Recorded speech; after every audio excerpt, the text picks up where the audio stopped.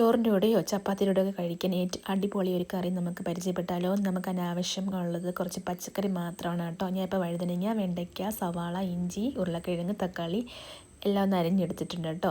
ചട്ടിയിലേക്ക് എണ്ണ ഒഴിച്ച് കടുക്, കറിവേപ്പിലയും മുളക് പൊടി, മല്ലിപ്പൊടി, മഞ്ഞൾപ്പൊടി ഇട്ടിട്ട് പച്ചക്കറി ഇട്ട് നന്നായിട്ടൊന്ന് വരട്ടിയെടുക്കാം. ആവശ്യത്തിന് ഉപ്പും ചേർത്തിട്ട് നന്നായിട്ടൊന്ന് വരട്ടിയെടുത്ത് വയ്ക്കാം. നമുക്കിതിനകത്ത് ആവശ്യമുള്ളത് തേങ്ങാപ്പാലാണ് കേട്ടോ. രണ്ടാം പാലൊഴിച്ച് ആവശ്യത്തിന് വെള്ളം ഒഴിച്ച് പച്ചക്കറി ഒന്ന് നന്നായിട്ട് വേവിച്ചെടുക്കണം.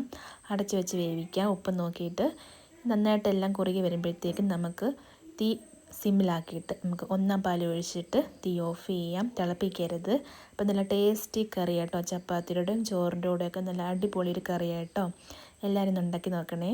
ഇഷ്ടപ്പെടുകയാണെങ്കിൽ സബ്സ്ക്രൈബ് സപ്പോർട്ടൊക്കെ ചെയ്യണം. ടാറ്റാ.